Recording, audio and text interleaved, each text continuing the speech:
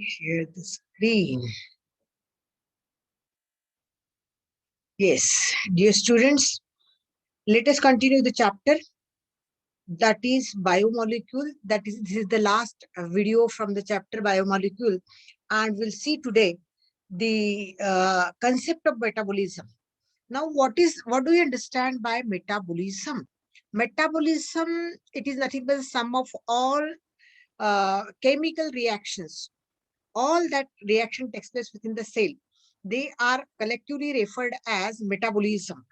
Now, through the metabolism, the cell get energy.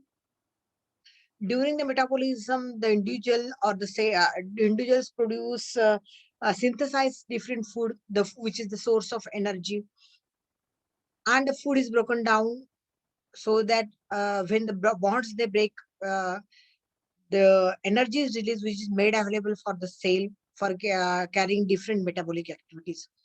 So the metabolism involves synthesis of biomolecule as well as it also involves the breakdown of complex substances. Means it involves anabolism as well as it involves catabolism. Constructive process and destructive process ह्या दोन्ही पण दोघांचाही समावेश metabolism मध्ये होतो. Each metabolic reactions result in the transformation of biomolecule. It results in the transformation means, for example, when catabolic processes occur, the complex substances like glucose, starch, lipids, such complex substances, they are broken down into simple ones. म्हणजे ग्लुकोजचं conversion CO2H2O मध्ये होणार, म्हणजे एक biomolecule दुसऱ्या biomolecule त्याचं transformation होणार, किंवा vice वर्सा बाकी घ्या. कॅटाबॉलिक प्रोसेस, अनाबॉलिक प्रोसेस मध्ये CO2 आणि H2O पासून कार्बोहायड्रेट्स तयार होतील in the form of glucose. तर मग ग्लुकोज CO2 आणि H2O चं कन्व्हर्शन कशामध्ये केलं? कार्बोहायड्रेट्स मध्ये. Once again it is a transformation of biomolecule. So the metabolism is it results in the transformation of biomolecules from simple to complex or complex to simple. Okay. Then the most of the metabolic reaction, they never occur in isolation. They are linked. For example, photosynthesis नि जर अन्न तयार झालं असेल तर त्या फक्त तयार अन्न साठवलं जातं का? नाही. The food is broken down so as to release the energy. म्हणजे फोटोसिंथेसिसला लिंक्ड रिएक्शन ही रेस्पिरेशन आहे. फोटोसिंथेसिस अन्न तयार करतं तर रेस्पिरेशन मध्ये अन्नाचं ऑक्सिडेशन होतं. Food is oxidise. It is broken down into simple substances. So these are the linked reactions. So most of the metabolic reactions, they are linked. For example, photosynthesis and respiration, both are the linked reactions. Okay. And all these reactions that takes place in the cell. Therefore, cell is the work center. Cell is referred as a work center where the metabolic reactions occur. The metabolic reactions, there are two types: constructive processes and destructive processes. The constructive processes, that is include the anabolic processes, that is we call them as anabolic pathways. Example is photosynthesis. And catabolic pathways, respiration, example. So such anabolic and catabolic processes handle the metabolism in the cell. Okay, now we'll see what is the difference between catabolic pathway and anabolic pathway. Catabolic pathways, in case of catabolic pathways, the complex substances are broken down into simple ones. This is a bonded, covalently bonded complex molecule, which is broken down into simple substances. When, for example, when we eat the complex substances in the form of carbohydrate, that is in the form of bread, chapatis, etc., and when it is digested in our alimentary canal, the carbohydrates present in chapatis or bread, their bonds, it is broken down, means the bonds within that complex substance is broken down, and when the bonds they get break, the energy is released, and which is utilized by the cell, and the simple substances are also released on the other hand. And this energy release is then stored in the form of ATPs. So catabolic processes is a process where complex substances are broken down into simple one and energy is released. And this released energy is stored in the form of ATP. On the contrary, anabolic processes are the processes where from the simple substances, complex substances are produced. एकदम opposite process आहे ही. Simple substances पासून complex substances तयार होतात आणि complex substances तयार होताना त्या simple substance मध्ये कोऑल बॉन्डिंग होतं. ते बॉन्डिंग करता एनर्जी लागते. So energy is utilise during anabolic process and during catabolic process energy is given out and it is stored in the form of ATPs. Here in case of anabolic process energy is released used for the synthesis of complex substances from ATP. Okay, this is the basic difference between the catabolic processes and anabolic processes, which comprises the metabolism of a cell. Then what is a metabolic pool? आता metabolic पूल म्हणजे या ठिकाणी metabolites फार मोठ्या प्रमाणामध्ये असतात. So it is a reservoir of biomolecules. And on these biomolecules, the enzyme they act upon and they produce the product which are as per the need of cell. सेलला जशी जशी गरज असते तर बायोमॉलिक्युल्स मध्ये मेटाबॉलिक पूल मध्ये जे काय असंख्य बायोमॉलिक्युल्स असतात, कार्बोहायड्रेट्स आहे, फॅट्स आहे, शुगर्स, स्टार्च आहे, वॉटर मॉलिक्युल आहे, असे असंख्य complex and simple biomolecules are present. Fatty acids आहे, ग्लिसरॉल आहे, अमिनो ऍसिड्स आहेत. तर असे बायोमॉलिक्युल्स जे मेटाबॉलिक पूल मध्ये असतात, सेल रिझर्व्हायर मध्ये असतात, त्यांच्यावरती एन्झाईम रिॲक्ट, त्यांच्यासोबत एन्झाईम रिॲक्ट होतात. ते bring about the essential reaction as per the need of cell, whether what the cell is in need of. सेलची काय गरज आहे त्यानुसार ह्या बायोमॉलिक्युल्स वरती एन्झाईम रिॲक्ट होतात आणि मग त्यांच्यापासून एक प्रॉडक्ट तयार करतात जो सेलला हवा असतो किंवा ज्यातून सेलला एनर्जी मिळते. The concept of metabolic pool is very significant. Why? Because it allows one type of molecule to change into another type of biomolecule. म्हटलं की तुम्हाला transformation, it is responsible for transformation of biomolecule. तर metabolism मध्ये काय होतं की metabolic पूल मधले जे बायोमॉलिक्युल्स असतात त्यांचं एका टाईप बायोमॉलिक्यूल टाईपचा दुसऱ्या बायोमॉलिक्यूल टाईप मध्ये कन्व्हर्जन होतं. For example carbohydrates are converted in to fats or vice versa. किंवा आपण म्हणतो की glucose is converted into CO2 and H2O. Okay, so अशा पद्धतीने एक बायोमॉलिक्यूल दुसऱ्या बायोमॉलिक्यूल चेंज होतो. केटाबॉलिक रिएक्शन्स जे असतात त्याच्यामध्ये आपण म्हणतो की complex substances are broken down into simple one. For example glycolysis, Kreb cycle हा केटाबॉलिक प्रोसेस आहे, because they are the part of respiration. रेस्पिरेशनच्या स्टेप्स आहेत ह्या ग्लायकोलिसिस आणि क्रेब सायकल, ज्याच्यामध्ये glucose is broken down or carbohydrates are broken down into simple ones. तर या दोन प्रोसेसेस मध्ये ग्लायकोलिसिस आणि क्रेब सायकल या रेस्पिरेशनच्या मध्ये केटाबॉलिक पाथवेच्या प्रोसेसेस आहे, ज्यामध्ये जे कॉम्प्लेक्स सबस्टन्सेस आहेत ते ब्रेक होतात आणि त्यांच्यामधून सिंपल सबस्टन्सेस तयार होतात. When they are broken down energy is release which is use in the form of ATP. आणि म्हणून या रिएक्शन्स आपल्याला ATP प्रोव्हाइड करतात. ह्या कॅटाबॉलिक पाथवेज आपल्याला ATP प्रोव्हाइड करतात. कारण हे होत असताना ग्लायकोलिसिस म्हणजे लायसिस ऑफ ग्लुकोज म्हणजे ग्लुकोज ब्रेकडाऊन होतो. मग ग्लुकोज ब्रेक होतो त्याच्यामध्ये म्हणजे बॉन्ड ब्रेकिंग होतं. बॉन्ड ब्रेकिंग झालं की एनर्जी बाहेर पडते. That energy is stored in the form of ATP. In this way, these pathways, catabolic pathways, they provide us energy in the form of or energy is ATP molecule, energy is molecules in the form of ATPs. Okay, and this biomolecule can utilize the same ATP molecule during the synthesis of some certain complex substances. The complex substances तयार होत असतील तर ATP molecule वापरले जातात. Complex substances breakdown होत असेल कॅटाबॉलिक प्रोसेसच्या माध्यमातून तर हे ATP molecule पुन्हा वापरले जातात. The metabolites can be added in this way. They can be added or withdrawn from the metabolic pool continuously. ह्या मेटाबॉलिक पूल मधनं असे वेगवेगळ्या प्रकारचे मेटाबॉलाइट्स अशा पद्धतीने ऍड होतात किंवा मग ते विड्रॉ केले जातात. केटाबॉलिझमच्या असते विड्रॉ केले जातात केटाबॉलिक प्रोसेस मध्ये ATP तयार करण्याकरता. आणि काही ठिकाणी काय होतं की ATPचा वापर करून सिंपल सबस्टन्सेस पासून कॉम्प्लेक्स सबस्टन्सेस तयार होतात. तयार झालेले पुन्हा कुठे ऍड होतील? मेटाबॉलिक पूलला. अशा पद्धतीने metabolites they are continuously added and withdrawn from the metabolic pool as per the need of the cell. सेलला गरज असेल तर विड्रॉ केले जातात, सेलला गरज नसेल तर ते मेटाबॉलिक पूल मध्ये ते सगळे मेटाबोलाइट्स साठवले जातात. अँड बॅलन्स आता असं कधीच होत नाही की खूप मोठे मेटाबोलाइट्स फक्त साठवलेले आहेत, त्याचं युटिलायझेशन झालेलं नाही. Continuously they are utilise and continuously they are produced. Balance is maintain that maintains the homeostasis in the cell. आता होमिओस्टॅसिस म्हणजे काय? It is kept constant.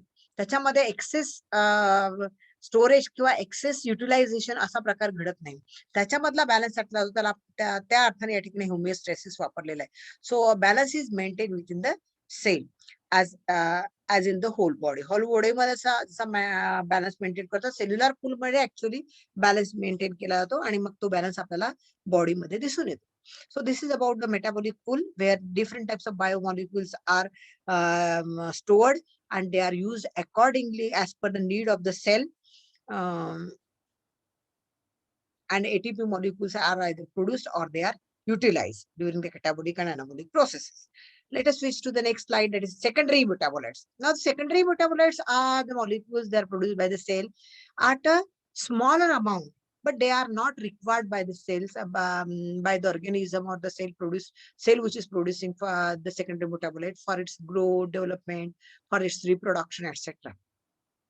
Several living organisms, for example, bacteria, many living organisms, most of the living organisms, they produce the secondary metabolites, like bacteria, fungi, then the plants, they produce the secondary metabolites. And the secondary metabolites can be classified on the basis of its chemical structure, म्हणजे chemically त्यांच्यामध्ये ring structure आहे किंवा ते straight हायड्रोकार्बन्सचे बनलेले आहेत, कशा प्रकारचं structure आहे. Then its composition, what the secondary metabolite is made up of, कशाचा बनलेला आहे, कार्बनचा, हायड्रोजनचा, नायट्रोजनचा, likewise they are without nitrogen or with nitrogen, likewise their solubility, whether they are soluble in water, whether they are soluble in organic solvent, and which are the solvents in which they are soluble. That is another criteria. And the last criteria is the pathway by which they are synthesized. कुठल्या pathway हे secondary metabolites तयार झाले. Accordingly, they are classified. So, which are the different criteria of classification of secondary metabolites? One is chemical structure. Second is its composition. Third is its solubility. And fourth is the pathway by which they are produced. On these criteria, the secondary metabolites can be classified. They can be classified including the main groups which are given in your text also as terpenes, phenolics, and nitrogen containing compounds. Terpenes are mevalonic acids. They are composed of mainly hydrogen and carbons. Composition basically, फक्त ते carbon and hydrogen चे बनले असतात. Phenolics are made up of sugars only. They contain the benzene ring. They contain hydrogen and oxygen. म्हणजे त्यांच्यामध्ये sugar असतात, benzene रिंगच्या स्वरूपात असलेल्या, म्हणजे हेक्झो शुगर म्हणूया आपण, आणि हायड्रोजन असतो, ऑक्सिजन असतो, ते फिनॉलिक्स.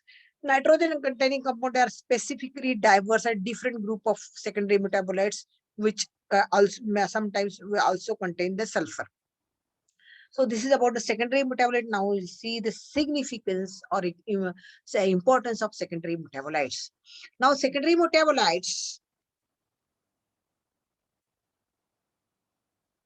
from natural resources, they have made a significant contribution in the millennium. म्हणजे शेकडो म्हणण्यापेक्षा हजारो, मिलेनियम, हजारो वर्षापासून या सेकंडरी मेटाबोलाइट्सचे नॅचरल रिसोर्स, नैसर्गिक स्त्रोत म्हणून सेकंडरी मेटाबोलाइट्सचं एक स्वतःच असं एक महत्व आपल्याला आपल्या संस्कृतीमध्ये दिसून येतं. In modern medicine or drugs, they are used, the secondary metabolites are used to treat the certain diseases, infectious diseases, cancer, hypertension, inflammation. अशा विविध प्रकारे डिसीजेसला ट्रीट करण्याकरता सेकंडरी मेटाबोलाइट्सचा वापर हजारो वर्षापासून आपल्या संस्कृतीत केला जातो. Morphine is the first alkaloid which is isolated from the Papaver somniferum. Papaver somniferum पासून मॉर्फिन हे एक प्रकारचा अल्कलॉइड आहे. ड्रग म्हणून पण घेतात त्याला. इट इज लार्जर एक्सटेंटला घेतलं, नाहीतर मग ते मेडिसिन म्हणून पण वापरला जातं ऍज अ पेन रिलिव्हर अँड कफ सप्रेसंट, म्हणजे खोकला वरचा औषध म्हणून आणि पेन रिलिव्हर म्हणून सुद्धा त्याचा वापर केला जातो. सेकंडरी मेटाबोलाइट्स लाईक अल्कलॉइड्स, जसं निकोटीन तंबाखू मधनं मिळतं, कोकेन, नंतर मग terpenes, कॅनोबिनॉल. They are widely used in recreation and simulation. म्हणजे खरं म्हणजे ड्रग म्हणून वापरतात. मर्ग आलेली आहे म्हणून थोडं उत्साही वाटावं, स्ट्रॉंग वाटावं, तात्पुरता स्ट्रॉंगनेस वाटावं म्हणून अशा प्रकारचे ड्रग्ज बरेचदा घेतात. तंबाखू खाणारे लोक तंबाखू खाल्ल्याशिवाय त्यांना उत्साहच वाटत नाही. ते तंबाखू खातात, थोडा मोठा एका साईडनी टाकला की त्यांना असं वाटतं की हा आता आपण काम करू शकतो. So they are use for recreation, म्हणजे रिक्रिएशन म्हणजे उत्साह पूर्ण वातावरण तयार होण्याकरता किंवा थोडं एनर्जेटिक वाटण्याकरता. Flavours of secondary metabolites improve the food preference. काही सेकंडरी मेटाबोलाइट्सचे फ्लेवर्स आपल्याला आवडतात म्हणून आपण काही डेलिकसीज मध्ये त्याचा वापर करतो. त्याचा फूड त्यानुसार आपला फूड प्रिफरन्स वाढतो की तशा पद्धतीचे काही सेकंडरी मेटाबोलाइट्स फूड आयटम्स आपल्याला आवडतात. कॅरेक्टरिस्टिक फ्लेवर और aroma in case of cabbage. कोबी तुम्हाला माहिती आहे, फार लोकांना कोबी आवडत नाही, मला पण आवडत नाही.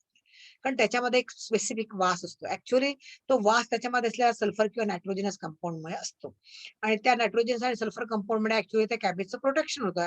पेस्टिसाइड सारखं काम रोल तो त्या ठिकाणी करतो. पण आपल्याला खाताना ते आवडत नाही. So this cabbage contain the nitrogen and sulphur containing compounds like called as glucosinolates. Glucosinolates असतात त्याच्यामध्ये, जे नायट्रोजन आणि सल्फर कंटेनिंग कंपाऊंड्स आहे, which protect the plant from many pests. थोडस रोग पासून त्याचं संरक्षण करणं, कॅटरपिलर्स पासून संरक्षण करण्याकरता हे खास सेकंडरी मेटाबोलाइट हे कॅबेज प्रोड्यूस करतं. But it gives a different flavour to the cabbage. Then the tannins added to wines and chocolate. वेगवेगळ्या प्रकारच्या वाईन्स मध्ये म्हणजे दारूचा प्रकार येतो आणि चॉकलेट्स मध्ये काही टॅनिन्स ऍड केले जातात. त्यांची म्हणजे ऍस्ट्रेंजिसिटी, म्हणजे तसं आपण थोडं म्हणजे चरचर किंवा त्याला म्हणतो किक बसणं वगैरे, हा जो प्रकार त्याच्याकरता ती ऍस्ट्रेंजिसिटी वाढवण्याकरता टॅनिन्सचा वापर, टॅनिन ह्या सेकंडरी मेटाबोलाइट्सचा वापर वाईन्स मध्ये आणि चॉकलेट्स मध्ये केला जातो. नंतर डार्क चॉकलेट मध्ये specially, since most of the secondary metabolites are having antibiotic properties. काही सेकंडरी मेटाबोलाइट्स मध्ये अँटीबायोटिक प्रॉपर्टीज असतात, त्याच्यामुळे फूड प्रिझर्वेटिव्ह म्हणून सुद्धा सेकंडरी मेटाबोलाइट्सचा वापर केला जातो. Here we have finished with the chapter with the economic importance of secondary metabolites. Now we have to see the MCQs from this chapter. आणि ह्या बायोकेमिस्ट्रीशी रिलेटेड सगळ्या चॅप्टर असल्यामुळे बऱ्याचशा जे कंपाऊंड, जे बायोमॉलिक्युलर आपण शिकलो, त्याचे स्ट्रक्चरल फॉर्म्युले, त्याचे मॉलिक्युलर फॉर्म्युले, त्याच्या स्पेसिफिसिटीज, त्याचे म्हणजे टिपिकल कॅरेक्टर्स काय, की how you can keep in mind the structural formulae. That for that we will revise the structural formulae here onwards, which will help you to solve the MCQs from this chapter. एक revision आपण तिथे घेऊया. तर सगळ्यात पहिल्यांदा आपण amino acids बघू. Amino ऍसिड्सचे सगळे क्लासिफिकेशन तुमच्या फिंगर टिप्सचे जे पुस्तक तुम्हाला आम्ही प्रोव्हाइड केलेलं त्याच्यामध्ये आहे. तर न्यूट्रल अमिनो ऍसिड्स आपण म्हटलं की they are amphoteric in nature. They sometimes they act as basic, they show basic nature, sometimes they act as acidic, and at neutral pH they also show their neutral nature. The neutral amino acids are those where there is a balance between the acidic and basic functional group. ह्याच्यामध्ये दोन functional group असतात amino acid मध्ये, तुम्हाला माहिती आहे की carboxyl group आणि amino group. These are the two functional. Amino group is one functional group and a carboxylic group is another functional group. One is basic acidic and one is basic. तर ह्यांच्यामध्ये equal number असेल, म्हणजे number of carboxylic group is equal to number of amino group असेल तर तो neutral असतो, neither acidic nor basic. तर साधारणपणे न्यूट्रल अमिनो ऍसिड्स मध्ये एक तर सायक्लिक स्ट्रक्चर नसतं त्यांचे, they are 9 non cyclic hydrocarbon, and secondly there is one amino acid group and one carboxylic. ह्याच्यामध्ये हा अशा पद्धतीने बॅलन्स असतो आणि म्हणून ते आपल्याला दे show the neutral consistency. For example जरा अॅलेनाइन अँड ग्लायसिन. तर अलेनाइन आणि ग्लायसिन यांच्यामध्ये एक अमिनो ग्रुप आणि एक कार्बोक्सिल ग्रुप असतो आणि म्हणून ते दे show neutral. They act as a neutral. Their nature is neutral, neither acidic nor basic. आता बेसिक म्हटल्यानंतर बेसिक फंक्शनल ग्रुपचा नंबर जास्त असेल, ऍसिडिकचा कमी असेल. व्हाईस वर्सा तुम्हाला ऍसिडिक मध्ये असेल की ऍसिडिक मध्ये ऍसिडिक फंक्शनल ग्रुपचा नंबर जास्त असेल आणि बेसिकचा कमी असेल. आता सगळ्यात पहिले हे लक्षात ठेवायचं की ऍसिडिक फंक्शनल ग्रुप कोणता आणि बेसिक कोणता. कोणता acidic functional group? Acidic functional group कोणता आहे? ऍसिडिक फंक्शनल ग्रुप म्हणजे COOH is the acidic functional group. आणि बेसिक फंक्शनल ग्रुप कोणता आहे? अमिनो. आता बेसिक अमिनो ऍसिड मध्ये काय होईल की बेसिक फंक्शनल ग्रुपची संख्या जास्त असेल. आता बघा, 1 basic functional group and this is second basic. 2 amino groups and 1 carboxyl. Here 1 amino group and second amino group. 2 amino group, 1 carboxyl. 1 amino group and this is second amino. So 2 amino groups and 1 acidic group, that is carboxyl group. Therefore, all these are the basic amino acids. Lysine, arginine, histidine, all these are the basic amino acids. On the contrary, acidic amino acids चा विचार केला तर त्यांच्यामध्ये काय असेल की कॉन्ट्राव्हर्सी, just opposite condition तिथे असेल की कार्बोक्सिल ग्रुपची संख्या 2 आणि अमिनो ग्रुपची संख्या 1. For example, aspartic and glutamic acid, they are acidic amino acid where structurally they show presence of 2 carboxyl group and 1 amino group. Glutamic acid मध्ये पण 2 carboxylic group and 1 amino group. आता हे तुम्हाला सगळे structural फॉर्म्युले लिहून काढता आले पाहिजे असं नाही, पण ह्या काही डिफरन्सचे पॉइंट जे आहेत ते तुमच्या लक्षात असले पाहिजे की ऍसिडिक चे एक्झाम्पल कुठले आणि त्यांच्यामध्ये नेमकं काय असतं. ऍसिडिक म्हटलं की ग्लुटामिक आणि एस्पार्टिक ऍसिड, त्याच्यामध्ये 2 carboxyl group 1 amino group.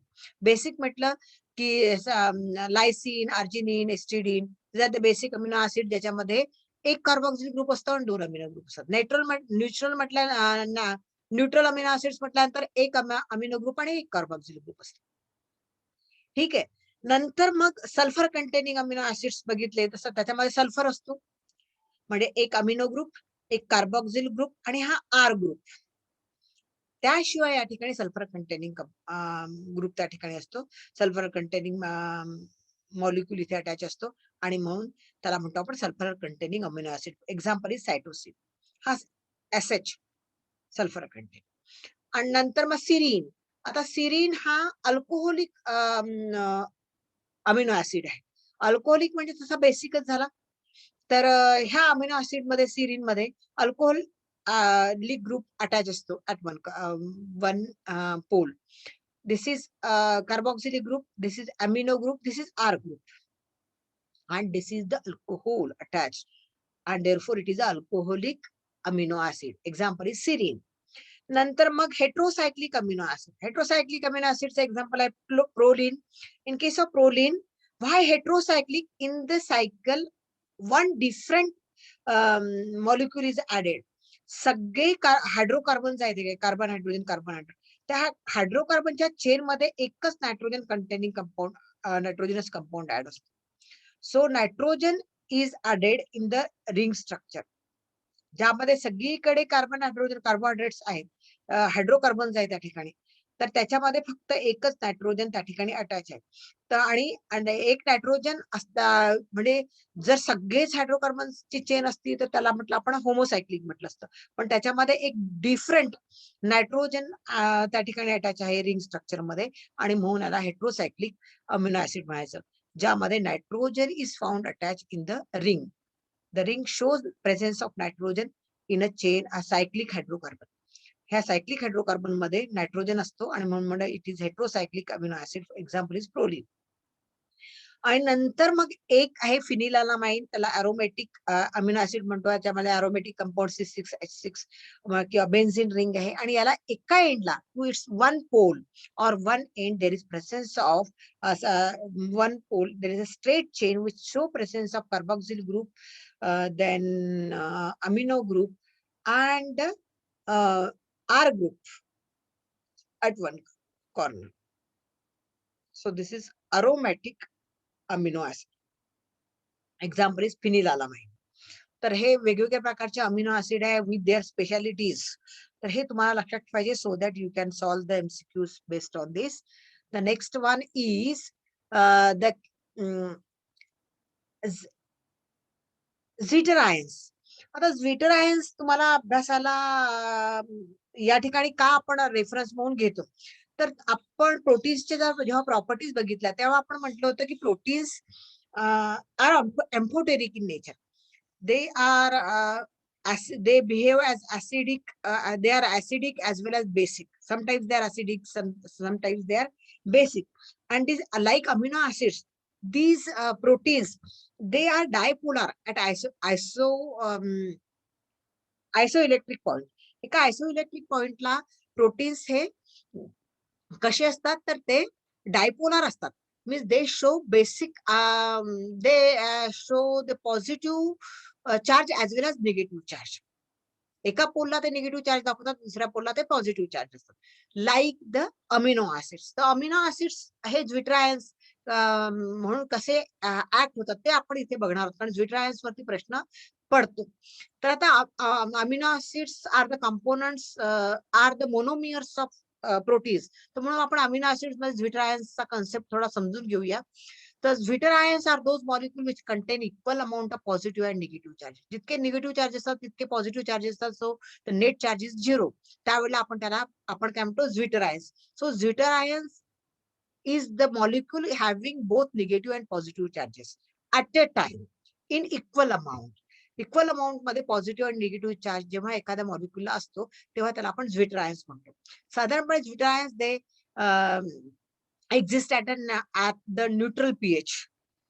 For example, amino acid at low pH they act as cations. For example, very low pH म्हटलं तर 2.5 ह्या pH ला ते they act as cations. They since they have positive charge at the amino group. And at the high pH exceeding 9.5, त्यावेळेला they express as anions, negatively charged ions, but they act as Zwitter ions at the neutral pH. How the Zwitter ion condition is maintained? Zwitter ions कसे तयार होतात? तर Zwitter ions तयार होतात ते या पद्धतीने की हा जो अमिनो ऍसिड आहे, हा अमिनो ऍसिड मधला कार्बोक्सिल ग्रुप इट अंडरगो डिप्रोटोनेशन. त्याच्यामध्ये डिप्रोटोनेशन होतं म्हणजे प्रोटॉन ग्रुप रिमूव्ह होतो आणि या ठिकाणी प्रोटोनायझेशन होतं. तर हा NH2 ग्रुप हा प्रोटॉन एक्सेप्ट करतो आणि ह्याने प्रोटॉन एक्सेप्ट केला तर हा पॉझिटिव्हली चार्ज होतो आणि प्रोटॉन ह्याने दिला म्हणून हा निगेटिव्हली चार्ज होतो आणि ज्विटर आयन्स तयार. So when the Zwitter ions are formed, the carboxyl group they donate the H positive ions, that is proton, and the NH2 group receives the proton. Since NH2 group receives proton, it becomes positively charged. Since COOH group, that is carboxyl group, donates proton, it becomes negatively charged, and the amino acid act as a Zwitter ion at the neutral. This happens at the neutral pH. So this is the concept of Zwitter ions. So amino acid which show Zwitter ions, they may act as acidic amino acid at the low pH. They act as a basic amino acid at the higher pH. They act as a cation, anions at the higher pH. They act as a cation at the low pH, and they act as Zwitter ions at the neutral pH. Okay. तर हा zwitter आयनचा concept थोडा तुम्हाला समजून सांगितला की याच्यावरही प्रश्न पडतात, जो आपल्याला इकडे बोर्डच्या सिलेबसला गरजेचा नाही. पण तिथे आपण जे म्हटलं की proteins are dipolar. So this is because of the dipolar nature of the amino acids. आणि म्हणून मग डायपोलार कंडिशन्स मध्ये ज्विटर आयन्स, डायपोलार कंडिशन्सला zwitter ions nature the amino acid show the zwitter ions. तर ही ज्विटर आयन कंडिशन तुम्हाला या ठिकाणी एक्सप्लेन केलेली आहे. नंतर मग आपण जातो लिपिड्स मध्ये. Lipids are made up of fatty acids and glycerol. What is fatty acids? आपण शिकलेलो आहे की fatty acid is a long chain of hydrocarbon which ends with carboxyl group. तर ते झाले फॅटी ऍसिड्स. आणि glycerol they are the molecules which consist of the formula which CH2OH, CHOH, CH2OH. हा formula आपण बघितलेला आहे ग्लिसरॉलचा. जेव्हा आपण ट्रायग्लिसराइडचं स्ट्रक्चर बघितलं, तर ट्रायग्लिसराइडचं जेव्हा स्ट्रक्चर बघितलं ते कसं बघितलं होतं, हे तुम्हाला मी ट्रायग्लिसराइडचं स्ट्रक्चर आपण टीचिंग करताना दाखवलेलं आहे. ट्रायग्लिसराइडचं स्ट्रक्चर कंपाऊंड लिपिड्स मध्ये. ओके. त्याच्यामध्ये glycerol combined with the 3 chains of fatty acids. तर हा फॉर्म्युला आपल्याला कळतो कारण आपण शिकलोय. मी तुम्हाला दाखवलेला आहे आपल्या टीचिंग क्लासरूम टीचिंगला समजा. पण हाच फॉर्म्युला पाहता, एक fatty acid chain, second fatty acid chain, third fatty acid chain, 3 fatty acid chains आहेत. And this is a glycerol, CH2OH, CHOH, CH2OH. This is a glycerol attached with the 3 fatty acid chain. So it is a triglyceride. तर ट्रायग्लिसराईडचा formula आपल्याला बरोबर identify करता आला पाहिजे की हा मध्ये R1, R2, R3 this are the fatty acid chain आणि मध्ये ग्लिसेरॉल आहे, म्हणजेच हे ट्रायग्लिसराईड आहे. नंतर मग तुम्हाला कंपाऊंड लिपिड्स मी शिकवले होते. कंपाऊंड लिपिड्स मध्ये आपण फॉस्फोलिपिड्स शिकवले होते. ते पण तुम्हाला वेगळ्या पद्धतीने मी सांगितले होते. ते कसे सांगितले होते हे अशा पद्धतीने मी तुम्हाला कंपाऊंड लिपिड्स आपण सांगितले होते की हे फॅटी ऍसिड चेन्स त्याला अटॅच आहे glycerol and to that phosphate group is attach. आता इथे बघा, ही fatty acid R1 fatty acid 1 chain, this is another chain, 2 chains of fatty acids. नंतर मग हा glycerol, this one is CH2OH, CHOH, CH2OH, हा झाला ग्लिसेरॉल. हा PO4 म्हणजे फॉस्फेट ग्रुप, हे झाला फॉस्फोलिपिड. आणि ह्या फॉस्फोलिपिडला जेव्हा नायट्रोजनस कंपाऊंड अटॅच होतात, it is called as lecithin. म्हणजे या ठिकाणी जर तिसरा R1 असता, या ठिकाणी जर R1, R2, ग्लिसरॉल आणि PO4 असं असतं तर आपण त्याला फॉस्फोलिपिड म्हटलं असतं. आणि याला पुन्हा एक नायट्रोजनस कंपाऊंड अटॅच झाला तर हे झालं लेसिथिन. तर हे स्ट्रक्चरल फॉर्म्युले तुम्हाला आयडेंटिफाय करता आले पाहिजे. त्याच्यामध्ये बरोबर कोणकोणते ग्रुप आहे हे लक्षात आलं पाहिजे. R1 म्हणजे हा फॅटी ऍसिडचा चेन आहे, ही दुसरी चेन आहे, ही तिसरी चेन आहे. हा PO4 म्हणजे फॉस्फेट ग्रुप आहे. हा CH2OH, CHOH, CH2OH म्हणजे ग्लिसेरॉल आहे.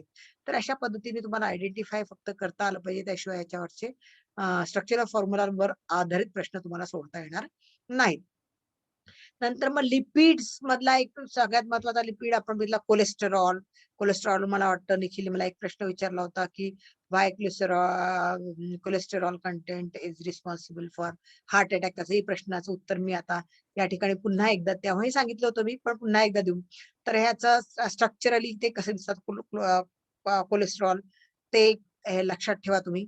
आणि दे are the steroids found in the animal tissue and they appear in such a structural in such a structure.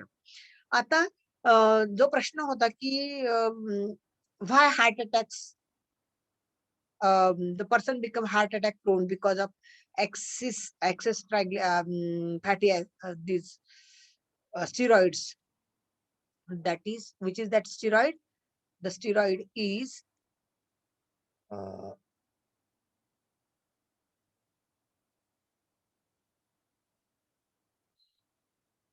Cholesterol. असं होतं बरेचदा. तर कोलेस्ट्रॉल कंटेंट जर वाढला तर काय होतं की ह्या नॉर्मल आपल्या ब्लड व्हेसल्स आहेत, त्याला कुठल्याही आतून लेअरिंग नाहीये. पण कोलेस्ट्रॉलची तेल जास्त खाणं आणि ते पुन्हा जर रिफाईंड ऑइल असेल तर त्यातून काय होतं की तो कोलेस्ट्रॉल अशा ब्लड व्हेसलच्या आतल्या बाजूला त्याचा थर साठतो आणि मग याचं ल्युमेन छोटं छोटं छोटं छोटं होत जातं आणि it blocks the blood vessels and then we say that blood flow is prohibited. Block होतं ब्लड व्हेसल, ब्लड फ्लो होऊ शकत नाही आणि म्हणतो की आपण व्हेसल्स क्लॉट झाले आहेत किंवा ब्लॉकेजेस दिसतात आहेत. Blockages is because of the presence of this cholesterol which is accumulated over here आणि त्याच्यामुळे हार्ट अटॅक येतात. आता असं मला वाटतं की तुम्हाला जो प्रश्न विचारलाय त्याचा आन्सर पण तुम्हाला या ठिकाणी मिळालं आणि कोलेस्ट्रॉलचं स्ट्रक्चर पण तुम्ही या ठिकाणी लक्षात ठेवायचं आहे. नेक्स्ट मग आपण अमिनो ऍसिड्स कडे जातो. सॉरी, अमिनो ऍसिड्स नंतर मग आपण न्यूक्लिक ऍसिड्स. न्यूक्लिक ऍसिड मध्ये तुम्हाला न्यूक्लिओसाइड, न्यूक्लियोटाइड हे कन्सेप्ट मी चांगले सांगितलेले आहेत. तर हा झाला nucleotide, phosphate group, pentose sugar आणि नायट्रोजन बेस. आता याच्यामध्ये पेंटोज शुगर ही रायबोज असू शकते किंवा डिऑक्सी रायबोज. पेंटोज शुगर म्हणजे पेंटॅगोनल रिंग आहे, म्हणजे 5 carbon atom, 1 2 3 4 and 5, 5 carbon atom म्हणजे पेंटोज शुगर. आणि या पेंटोज शुगर मध्ये रायबोजचा फॉर्म्युला काय, C5H10O5 म्हणजे ऑक्सिजन पण 5, 1 2 3 4 अँड 5. आणि डिऑक्सिरायबोन मधले इथला एक ऑक्सिजन गायब, म्हणून एक 1 ऑक्सिजन ॲटम इज लेस, म्हणून मग C5H10O4. ओके, हा फॉर्म्युला तुम्हाला नीट आयडेंटिफाय करता आला पाहिजे. दुसरं म्हणजे की प्युरिन आणि पिरिमिडिन बेसिस. आपण म्हटलं की purine spelling short, double ring compound, spelling long, single ring compound, हे तर तुमच्या लक्षात राहील. पण आता तुम्हाला युरॅसिलचं स्ट्रक्चर कोणतं, ॲडेनाईनचं स्ट्रक्चर कोणतं, थायमिनचं स्ट्रक्चर कोणतं, ग्वानाईनचं कुठलं, सायटोसिनचं कुठलं, हे लक्षात ठेवणं गरजेचं आहे. मग याच्यामध्ये तुम्ही सगळे पाठच केले पाहिजे का, तर नाही. थोडंफार तुम्ही काही गोष्टी लक्षात ठेवल्यात स्ट्रक्चरल फॉर्म्युलामध्ये. NH2 वरच्या बाजूला या ठिकाणी आहे ॲडेनाईन मध्ये, सायटोसिन मध्ये, सिंगल रिंग कंपाऊंड पिरिमिड मध्ये सायटोसिनला NH2 आहे आणि प्युरिन्स मध्ये ॲडेनाईनला NH2 आहे. आणि इकडे ग्वानाईनला इथे डबल बॉन्ड O आहे आणि इकडे थायमिनला डबल बॉन्ड O आहे. थायमिन युरॅसिल डबल बॉन्ड O दाखवतात आणि ग्वानाईन मध्ये डबल बॉन्ड O दाखवतात. असं थोडंफार क्लूज डेव्हलप करून तुम्हाला हे त्याचे स्ट्रक्चर्स लक्षात ठेवायचे आहेत. आणि एक तर तुम्ही लक्षात ठेवू शकता की डबल रिंग कंपाऊंड म्हणजे प्युरिन आणि सिंगल रिंग कंपाऊंड म्हणजे पिरिमिडीज. पण आता याच्यामध्ये स्ट्रक्चरल फॉर्म्युले आहेत. तर ह्या सिंगल रिंगला जर NH2 नसेल तर ते थायमिन झाले. NH2 असलेला सिंगल रिंग कंपाऊंड तो सायटोसिन आहे. आणि इकडे डबल रिंग मधला NH2 कंपाऊंड हा ॲडेनाईन आणि NH2 with double bond O हा ग्वानाईन. असे काहीतरी क्लूज करून तुम्हाला हे लक्षात ठेवायचं आहे, कारण ते लक्षात ठेवल्याशिवाय तुम्हाला याचे फॉर्म्युलेज वरती प्रश्न लक्षात राहणार नाही. आता मी बायोकेमिस्ट्रीची फार it is not my forte, so I cannot give much more clues. You may get it from my TT sir, your chemistry teacher. ऑर्गॅनिकचा जो टीचर आहे तुम्हाला जास्त चांगला सांगेल, किंवा तुम्हीच पण ऑर्गॅनिक चांगला तुमचा पक्का असेल तर तुम्ही पण त्या ठिकाणी ते लक्षात ठेवू शकाल. आता हेक्झोस शुगर आणि पेंटोस शुगर. ग्लुकोज हे हेक्झोस शुगर आहे, C6H12O6. ओके, तर या ठिकाणी बरोबर 6 तुम्हाला कार्बन ॲटम्स दिसतात. हेक्झोस शुगर आहे C6H12O6. आणि ही पेंटोस शुगर आहे C5H10O5. 1 2 3 4 5. 1 2 3 4 5 and 6 हेक्झोस sugar. आणि म्हणून इथे हेक्झोस शुगर आहे तर हेक्झागोनल रिंग आहे, इथे पेंटो शुगर आहे तर पेंटागोनल रिंग आहे. Formula is C5H10O5, here C6H12O6. पण आता ग्लुकोज आणि फ्रक्टोज हे दोन्ही पण हेक्झोस शुगर आहे, पण formula different, structural formula different आहे. इथे हेक्झागोनल रिंग आहे ग्लुकोज मध्ये, पण फ्रक्टोज मध्ये हेक्झागोनल रिंग नसते. ती ह्या रायबोज सारखी पेंटागोनल रिंग असते, पण 6 कार्बन ॲटम इज देअर. म्हणून कधी कधी आपला रायबोज आणि फ्रक्टोज मध्ये कन्फ्युजन होतं, कारण दोघांमध्ये पेंटागोनल रिंग आहे. One is pentose sugar, one is hexose sugar. कधी कधी ग्लुकोज आणि फ्रक्टोज मध्ये पण कन्फ्युजन होतं, की आपल्याला वाटतं ग्लुकोज म्हणजे हेक्झागोनल रिंग असली पाहिजे कारण याची हेक्झोस शुगर आहे. आणि मग जर फ्रक्टोज फ्रक्टोज ही सुद्धा हेक्झोस शुगर आहे, तर तिथे पण हेक्झागोनल रिंग असली पाहिजे, पण ती असत नाही. तर हे जे मायनर डिफरन्सेस आहे हे तुम्हाला लक्षात ठेवायला पाहिजे. पुढच्या स्लाइड मध्ये आपण ते बघू, की आता ही ग्लुकोज मॉलिक्युल आहे ना, फ्रक्टोज मॉलिक्युल आहे. हे पहा, ही पेंटागोनल रिंग आहे. मग पेंटागोनल रिंग आहे म्हणजे 5 कार्बन ॲटम आहे का, नाही, 6 कार्बन ॲटम आहे. बघा, 1 2 3 4 5 अँड दिस इज 6. हा या ठिकाणी असता बाहेरचा पण एक कार्बन ॲटम इथे पहा, 1 2 3 4 5 आणि 6. तसा 1 2 3 4 5 and this one is 6. 6 carbon atoms are there, but fructose shows pentagonal ring and glucose show hexagonal ring. Okay, तर हे थोडं लक्षात ठेवा. नंतर मग न्यूक्लिओसाइड आणि न्यूक्लिओटाइड याच्याबद्दल थोडस तुम्हाला कन्फ्युजन होऊ शकतं. तर ॲडेनोझाईन म्हणजे ॲडेनाईन प्लस पेंटोस शुगर, ही पेंटोस शुगर आहे आणि त्याला ॲडेनाईन अटॅच झाला की तुझा ॲडेनोझाईन, असं तुम्ही प्रत्येक न्यूक्लिओटाइड बद्दल म्हणू शकाल. ॲडेनोझाईन म्हणजे ॲडेनाईन प्लस पेंटोस शुगर, सायटोझाईन म्हणजे सायटोसिन प्लस पेंटोस शुगर, नंतर मग ग्वानोझाईन म्हणजे ग्वानाईन प्लस पेंटोस शुगर. अशा पद्धतीने हे न्यूक्लिओसाइड्स तुम्ही रीड करू शकता. आलं लक्षात? नंतर मग जर हा आता न्यूक्लिओसाइड होता, त्याला फॉस्फेट ग्रुप अटॅच नाहीये म्हणजे हा न्यूक्लिओसाइड आहे. याला फॉस्फेट ग्रुप, या ठिकाणी फॉस्फेट ग्रुप पटायचा. हा न्यूक्लिओटाईड आहे. ह्या न्यूक्लिओटाईड्सलाच अडेनाइन, पेंटोस शुगर आणि फॉस्फेट ग्रुप, म्हणजे हा अडेनाइन न्यूक्लिओटाईड आहे. तसेच ग्वानाइन न्यूक्लिओटाईड असू शकतात, सायटोसिन न्यूक्लिओटाईड असू शकतात, थायमिन न्यूक्लिओटाईड असू शकतात. ह्यांना ॲडिनिलिक ऍसिड, सायटिडिक ऍसिड, युरिडिक ऍसिड किंवा मग ग्वानिलिक ऍसिड अशा पद्धतीने त्यांना प्रोनाऊन्स केलं जातं किंवा कॉल केलं जातं. तर हे पण लक्षात घ्या की जर न्यूक्लिओटाईड असेल तर त्याला नॅलिक ऍसिड, YLIC सफिक्स लावून ऍसिड म्हणून संबोधलं जातं. अडेनाइन असेल ज्या न्यूक्लिओटाईडला, त्याला ॲडिनिलिक ऍसिड, ज्याला सायटोसिन सायटिडिनिक ऍसिड किंवा ग्वानोलिक ऍसिड अशा पद्धतीने. ओके, तसं आपण कसं म्हणतो, आतापर्यंत आपण कसं स्ट्रक्चरला न्यूक्लिओटाईड्सला कसं रेफर केलं की अडेनाइन nucleotide, guanine nucleotide, cytosine nucleotide, आणि they are considered as acid, therefore called as adenilic acid, cytidic acid or guanolic acid likewise. Okay, किंवा युरॅडिलिक ऍसिड, युरिडिन असेल तर युरॅडिलिक acid,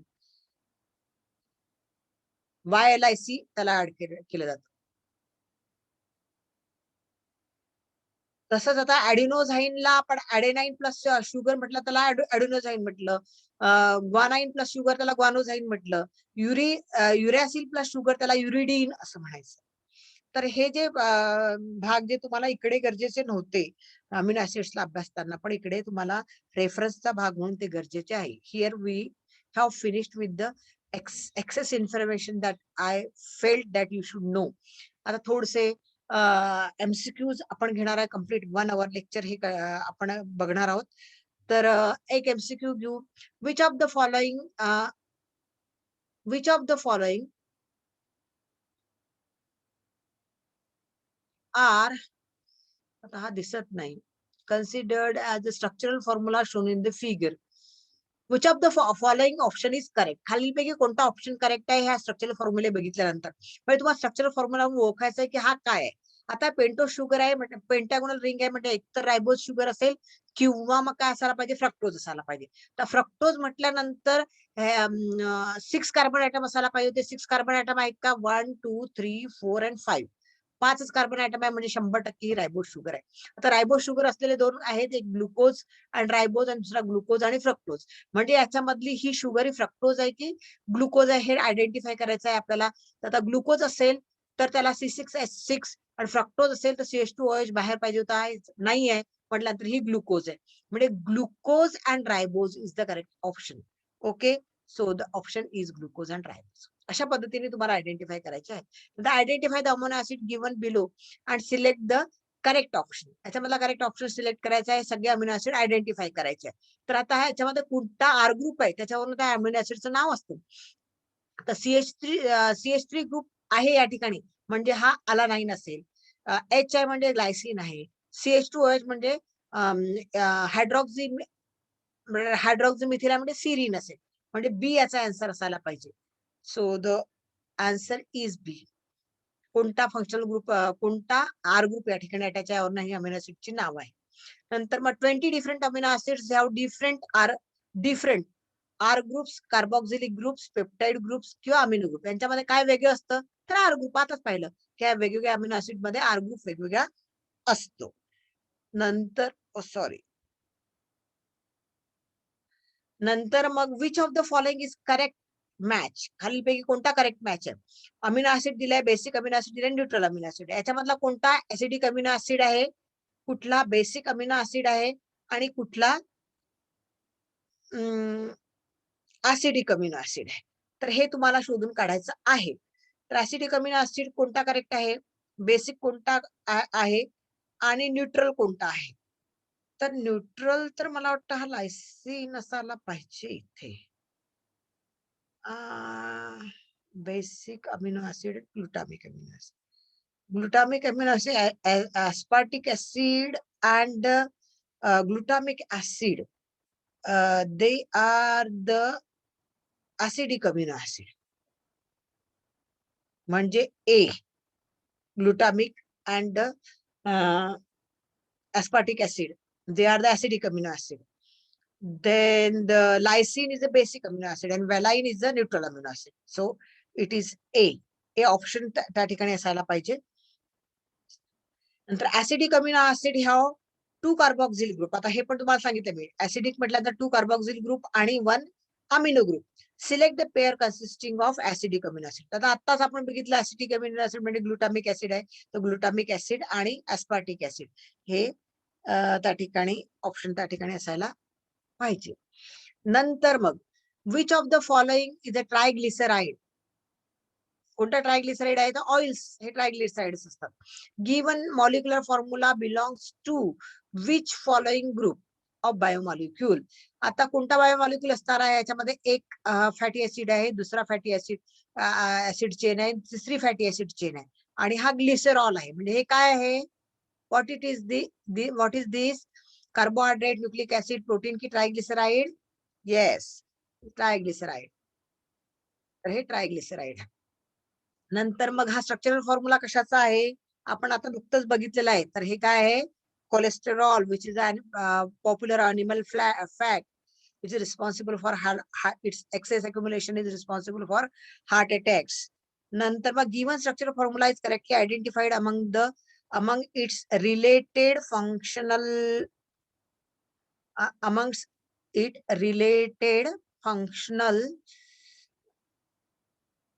related functions by which the following options. The structural formula is correctly identified along with yes. खालचा structural formula functional group म्हणून correctly identify होतो. तर हा structural formula कशाचा आहे हे सगळ्यात पहिल्यांदा बघायचं. आता बघा, हा ग्लिसरॉल आहे, CH2OH CHOH CH2OH. हा एक फॅटी ऍसिड चेन आहे, ही दुसरी फॅटी ऍसिड चेन आहे, हा फॉस्फेट आहे, phospholipid attach with the nitrogenous compound. काय आहे, lecithin. So it is lecithin. आताच तुम्हाला मी सांगितलं. नंतर मग आपण नेक्स्टला जाऊ. The components present in both nucleotide and nucleoside. Nucleotide मध्ये पण असतो, न्यूक्लिओसाइड पण मध्ये पण असतो. असे कंपाऊंड कोणते आहे, शुगर आणि नायट्रोजन बेस. याला जर फॉस्फेट ग्रुप अटॅच केला तर तो वेगळा. तर B and C, A and C both is the answer. Then cytidine cytidine काय आहे, न्यूक्लिओसाइड आहे की न्यूक्लिओटाइड आहे. न्यूक्लिओटाइड असेल तर त्याच्यामध्ये ऍसिड नाव असतं, है की नाही. तर नायट्रोजन बेस तर नाही आहे, सायटोसिन हे नायट्रोजन बेस असतं. न्यूक्लिओटाइड असतात तर तो त्याला आपण ऍसिडच्या नावाने म्हटलं असतं. तर सायटिडीन इज अ न्यूक्लिओसाइड. नंतर refer the given reaction. Adenine plus what is equal to adenosine. ॲडेनाइनला काय अटॅच होतं, शुगर, मग तो ॲडेनोझाईन होतो की नाही. It is a nucleoside. Adenine plus sugar is equal to adenosine and adenosine plus phosphate is equal to adenilic acid. म्हणजे X म्हणजे शुगर आणि Y म्हणजे काय आहे, phosphate group. X sugar, Y phosphate group म्हणजे B is the answer. Identify the given structural formula and select the correct option. Structural formula identify करायचा आहे. आता हा काय आहे, हा कशाचा आहे आणि हा कशाचा आहे स्ट्रक्चरल फॉर्म्युला. आता हा सिंगल रिंग कंपाऊंड आहे म्हणजे ग्वानाइन नक्की नाही, आणि हा डबल रिंग कंपाऊंड आहे म्हणजे सायटोसिन नाही. कारण CG are the AG are purines आणि CT आर पिरिमिडिन्स. तर थायमिन हा पिरिमिडिन आहे, सायटोसिन हा पिरिमिडिन आहे, युरासिल हा पिरिमिडिन आहे, पण ग्वानाइन हा पिरिमिडिन बेस नाही. त्याच्या सॉरी प्युरिन बेस नाही. मग हा प्युरिन बेस पिरिमिडिन बेस हे सिंगल रिंग कंपाऊंड आहे. Pyrimidines sorry purines are double ring compound, pyrimidines are single ring compound. तर या ठिकाणी युरॅसिल, थायमिन हे प्युरिन बेसिस आहेत. AGCT, AG are purines, CT are pyrimidines. हे पिरिमिडिन सिंगल रिंग कंपाऊंड, हे pyrimidine bases झाले. Guanine तर प्युरिन आहे म्हणणार तो तर येणारच नाही, सिंगल रिंग कंपाऊंड आहे म्हटलं तर. मग हा एक तर युरासिल असेल किंवा थायमिन असेल. तर थायमिनला NH2 ग्रुप आहे म्हणजे हा युरासिल आहे, आणि या ठिकाणी हा ॲडेनाइन असला पाहिजे ज्याला NH2 ग्रुप आहे. आन्सर ए असायला पाहिजे. बघूया बरं का. Yes, it is adenine and this is uracil. The structural formula ABC हे 2-3 स्ट्रक्चरल फॉर्म्युला दिलेले आहे. Identify them in the correct option. हा कोणता आहे? हा तर आत्ताच बघितला आपण, हा आयडेनाईन. NH2 with double ring structure with NH2. Double ring structure with double bond O तो ग्वानाईन आहे. नंतर मग हा ऍडिनोझाईन आहे. ऍडेनाईन प्लस शुगर म्हणजे ऍडिनोझाईन आहे. आणि ऍडेनाईन शुगर प्लस फॉस्फेट ग्रुप म्हणजे ऍडेनाईन न्यूक्लिओटाइड आहे, त्याला ऍडेनिलिक ऍसिड म्हणतो. तर मग ऍडेनिलिक ऍसिड, ऍडिनोझाईन आणि ऍडेनाईन हा तो आहे option. So it is B. A का नाही? कारण ए हा न्यूक्लिओसाइड म्हटलं त्यांनी. Adenylic acid is not a nucleoside, it is nucleotide. So आणि ऍडेनिलिक ऍसिड न्यूक्लिओटाइड. बघा आता हा इतकं मायनर फरक आहे दोन ऑप्शन मधला, पण तो तुम्हाला लक्षात आला नाही तर मग आपलं चुकतं. आणि शेवटचा आपण घेतो ज्विटर आयन्स बद्दल. तर ज्विटर आयन्स वरती प्रश्न येतात, तर तो हा प्रश्न आहे. ज्विटर आयन्सचा कन्सेप्ट मी तुम्हाला समजून सांगितला. Refer the given graph showing the ionization of zwitter ions. तर त्याच्यामध्ये zwitter ion form, zwitter ionic form, आणि हा फॉर्म या ठिकाणी zwitter ions are both the groups are protonated. म्हणजे इथे एक पॉझिटिव्ह आयन्सचं डोनेशन होतं, इथे both the group are deprotonated. म्हणजे दोन्ही पण ग्रुप्स कार्बोक्सिल आणि H2 हे काय करतात की प्रोटीन डोनेट करतात. अशा प्रकारचा हा ग्राफ आहे. त्याच्याबद्दल काही ऑप्शन्स दिले आहेत, त्यातले कुठले करेक्ट आहेत हे बघायचं आहे. Zwitter ions can be form from compounds that contain both acid groups as well as basic groups in their molecule. तर हे आपण बघितलं की ज्विटर आयन त्यांच्यामध्ये असतात ऍसिडिक आणि बेसिक, म्हणजे NH2 आणि COOH दोन्ही ग्रुप असतात. So first one is correct. The zwitter ions can act either as proton donor or proton acceptor. ते पण आपण बघितलं की ते करेक्ट आहे. ते प्रोटॉन डोनेट करतात किंवा ते असेप्ट करतात. नंतर मग तिसरं, they are monoamine monocarboxylic alpha amino acid is a acid at high pH. High pH ला ते acidic असतात. Both the groups amino and carboxyl group lose proton. High ह्या कंडिशनला ते acidic दिसतात, कारण अमिनो आणि कार्बोक्सिल ग्रुप त्या ठिकाणी प्रोटॉन डोनर म्हणून काम करतात, डिप्रोटोनेटेड होतात. आणि म्हणून हा तिसरा ऑप्शन पण करेक्ट आहे. इथे ते acidic 9 किंवा अबाव pH ला ते acidic नेचर दाखवतात, हे पण मी तुम्हाला सांगितलेलं आहे. Then the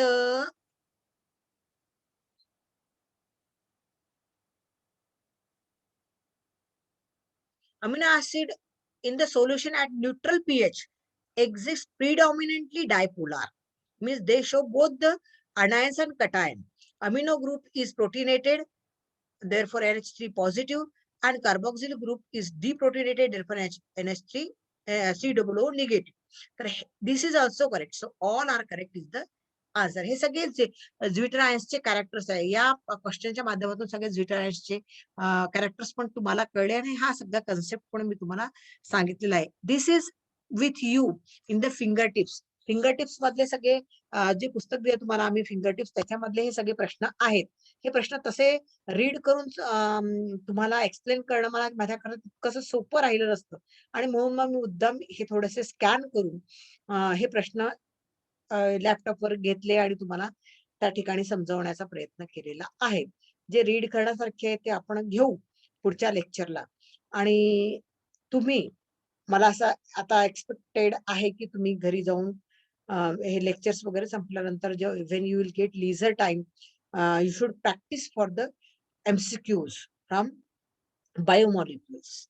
Okay, so I hope you will prepare in this view for this chapter. Thank you. We should and we will stop over here. Thank you. Thank you very much.